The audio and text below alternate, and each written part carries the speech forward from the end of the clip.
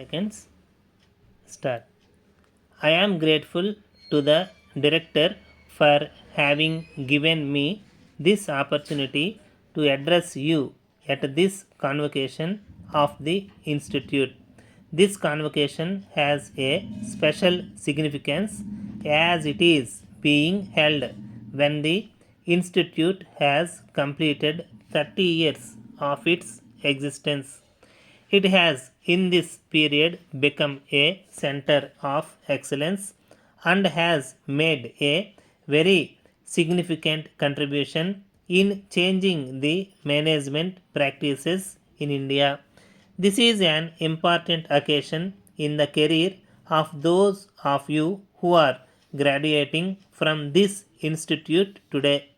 I am happy to share in you joy and excitement as you start your journey into the world and into the future with its immense challenges.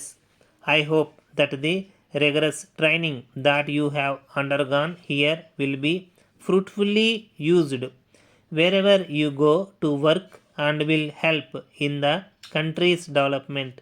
You will be among the very first batch to enter upon your careers in the new economic conditions that we are seeking to create.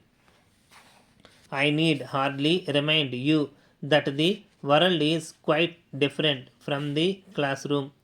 We look to you, however, to take us with confidence and strength into the new century. In spite of the fact that there should be changes in the practices of the management with the changing economic scene, we should not forget at the same time that the methods that we adopt would have to conform to our traditions and culture. They must be adapted to take into consideration the characteristics of our trade and industry and above all our society.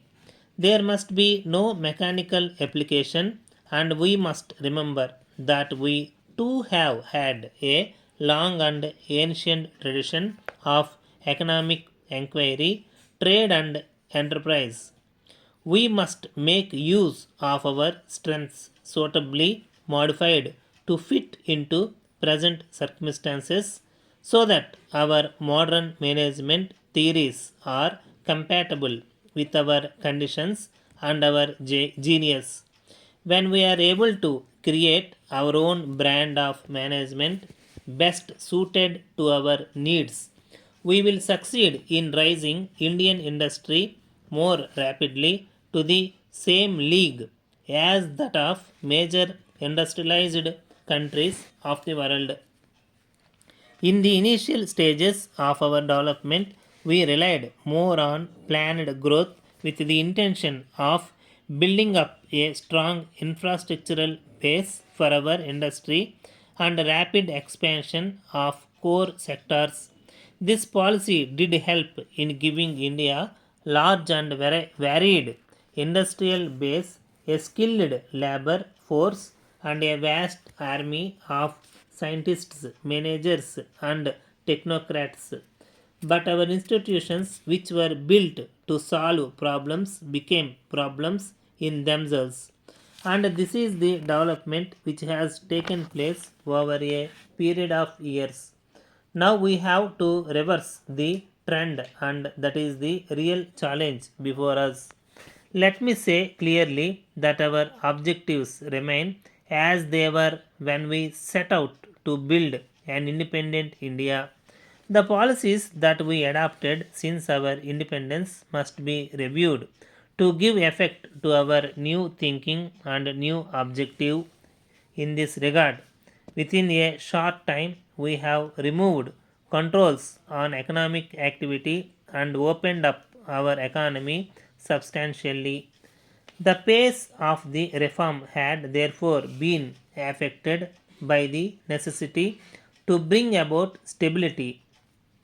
While inflation has been brought under control and stability restored to the balance of payments, these have naturally had a somewhat sad effect on domestic economy and also on export growth last year. With this in mind, the government has brought about a substantial increase in public investment, especially in agriculture and rural development, etc. Many of you would agree that our policies have yielded results. There was a time when we thought that our country should produce everything.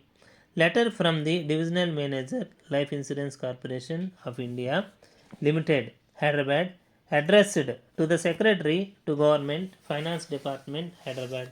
Sir, I take pleasure to inform you that the corporation has been doing tremendous business for the last 2 years. The profits for the current year have a twofold rise when compared to the previous year, while at the same time the sales witnessed a rise of 50%. The high performance prompted us to look for a number of new schemes which will be introduced in the second half of the next year. The tragedy that struck in one of the states of the country is immense, and the loss suffered cannot be compensated at any cost.